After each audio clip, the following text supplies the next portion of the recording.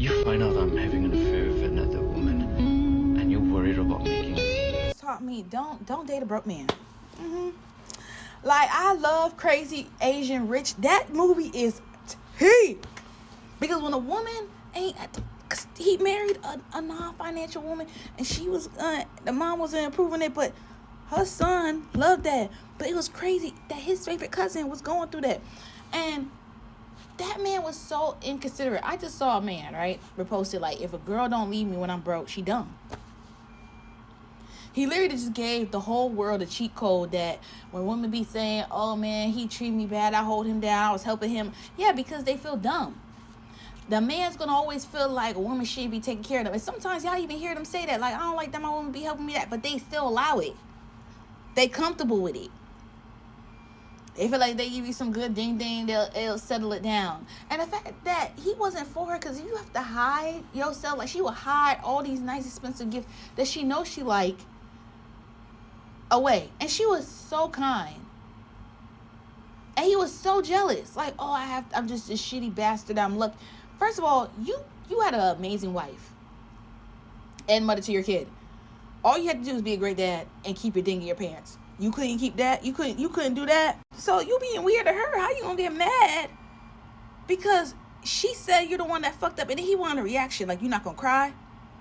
Like, I kid you not. Like, I fucked with a couple men in the head. Like, damn, you're not crying, you're not crying. Because for what? For what? There's not a lot of good memories. There's too many memories of me looking out for you. And what am I holding on but to trash? I know Sprinkle didn't make this one, but it's like, imagine holding on to someone that's just a burden, and it's like a bag of rocks. And there's nothing out of the exes you could say that was good. You know? Besides some weird sexual, and that don't even be hitting on nothing. Because he wasn't doing her love language. He would always try to avoid her, wouldn't be affectionate to her. He was doing things the whole time during the marriage to make her feel some type of way. He was just a insecure man over his finances, taking it out on a woman that loved him. And I kid you not, I really do believe women who love men unconditionally, for rich or poor, that's some deep love. Even when it comes, but it gets you some backlash. Now, sometimes it does happen, like it, but it's not like a Hallmark movie. Somebody used to tell me that, because I was like, I seen a 6th grade lady found a teacher in a Hallmark movie, and the guy was, kind of attentive, everything, but that's only if the person wants you. Like, when I had a provider ex, he wanted to make my life easy, and I always say to myself, like, my dad was right. Because it makes a man feel good, like, yeah, I got a woman that I'm taking care of. Now I'm making sure it's straight. You're my priority. I even got a talking stage talking to me right now saying that you're my priority. Imagine, like, an ex always bringing up, like, I'm gonna do a picnic, I'm gonna do this. And now I have someone who is doing everything that the last person would do, and I ain't even say nothing. I'd be like, oh, that's God prayer right there. That's why I be telling people, if I can't be myself, I don't want to be around you. If I start seeing you being controlling, or you even doing things to make me uncomfortable, this is like someone, it's like, if you ever watch Sex and the City, Mariah, no, not Mariah, Charlotte, she had a bad kisser. I feel like when people do that, it's intentional. Like, because how you don't know how to kiss? And why you trying to make your person that you say you like uncomfortable? You know? Just be mindful of that.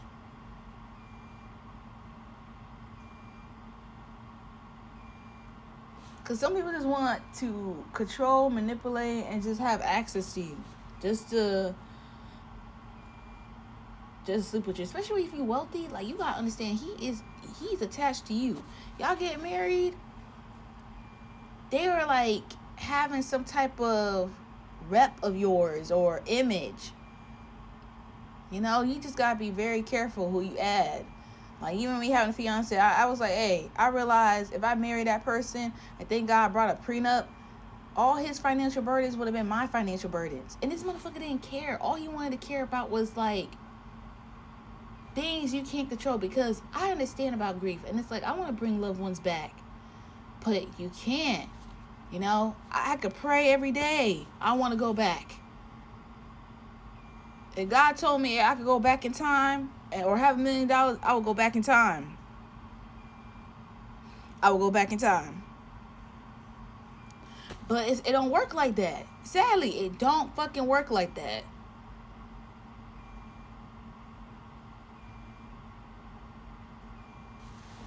And you can only love someone so much, and that person, they really want love. They want to control and abuse. And it's not easy to.